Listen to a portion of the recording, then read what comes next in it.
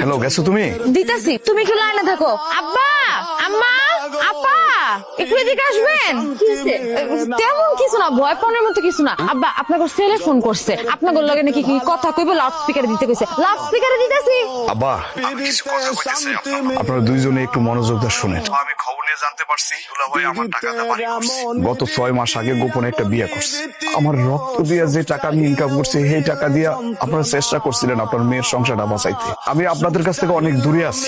একটা সত্য কথা কি জানেন? আমি যখন বিয়ে করছিলাম সে সময় আমার হাতে একটা টাকাও ছিল না। পুরো টাকাটা আমি ধার করে বিয়ে করছিলাম। সেই টাকা পরিশোধ করতে গিয়া আমার এখন বিদেশে থাকতে হয়, মরুভূমিতে কাজ করতে হয়। আব্বা, আপনারা জানেন এখানকার তাপমাত্রা কত? 47°C। আব্বা, শরীরে চামড়া থাকে না, পুড়ে যায়। সেই কষ্ট করে আমি টাকাটা উপার্জন করি। আমি মাস শেষে যে টাকাটা উপার্জন করি পুরাটা টাকা চলে যায় আমার ধার দেনা পরিশোধ করতে। একটা টাকাও হাতে থাকে না। সেই জন্য না আব্বা, আপনাদেরকে আমি বাড়তি টাকা পয়সা দিতে পারি না। আপনারা খালি সবসময় আমার ভুল বুঝাইতেছেন। আমি যে এখানে কতটা পরিশ্রম করি সেটা যদি একবার নিজের চোখে দেখতেন, কোনোদিনও আপনার সন্তানরে বিদেশে পাঠাইতেন না আব্বা, কোনোদিনও পাঠাইতেন না। আব্বা, এই যে প্রবাসীদের কষ্টের টাকা, এটার কি মূল্য, এটার যে মূল্য, এটা কি কোনোদিন বুঝবেন আব্বা? বুঝবেন না। একটা টাকা ইনকাম করতে কি পরিমাণ রক্ত পানি করতে হয়, কতটুকু ঘাম মাথা থেকে মাটিতে পড়ে আব্বা, সেটা বুঝবেন না। আমাদের এই প্রবাসীদের কষ্টের টাকাটা যে কত পরিমাণ মূল্য, সেই হিসাবটা কে দিব? কেউ দিতে পারবো?